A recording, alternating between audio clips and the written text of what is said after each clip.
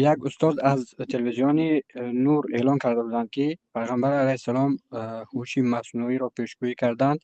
به مثال حدیث را آوردند که روز قیامت دروغ زیاد می شود و چگونه که در پروفیل من عکسی را دیده استاد که با واسطه هوش مصنوعی ساخته شده است و همین را دلیل آوردند که هوش مصنوعی به همین حدیث داخل می شود، یعنی دروغ زیاد می شود و به همین اساس ما از این گونه هوش مصنوعی از این گونه رسم ها استفاده بریم منتشر دروغ می شود. آیا برادرای عزیز از هوش مصنوعی استفاده برید، لیکن وای 100% منبع اعتماد علمی نیست.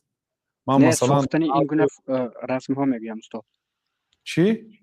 ساختن رسم هایی که مثلا اگر در پروفیل من رسم را دیده شده باشد با واسطه هوش مصنوعی ساخته شده است. دیروز هم این سوال شده بود برادر عزیز.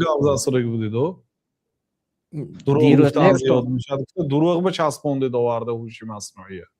بله استاد همخیلی گفتند از تلویزیون نور، من همین رو گفتم که با واسطه هوش مصنوعی ساختنی عکس هایی که اصل ندارد، مثلا در بالای گنجشک پوشاندن لباس یا که سرپوش پوشاندن به بالا به سری یگان حیوان، مثلا عکس های کمیکی میسازند کو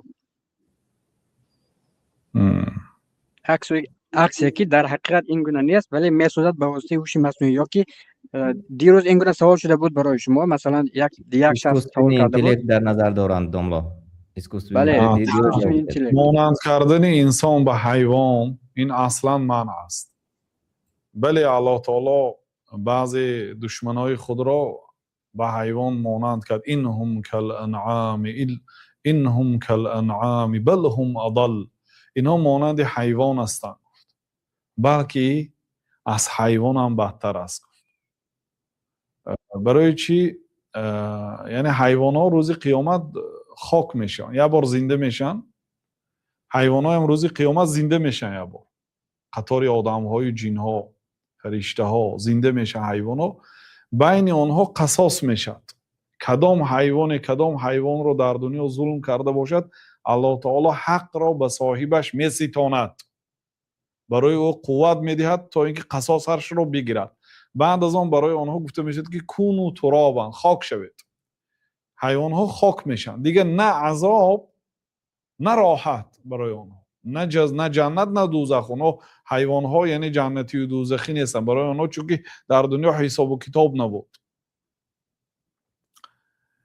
وقتی که آنها رو الله تعالی میگه که کونو ترابا، خاک شوید، و یقول الکافر یا لیتنی کنت ترابا، در سوره نبأ الله تعالی خبر میدهد که شخص کافر همین منظره رو دیده میاد که یا لیتنی کنت ترابا، ای کاش منم مثل این حیوانات خاک میشدم، نه جنت بود و نه دوزخ، نیست و نابود میشدم.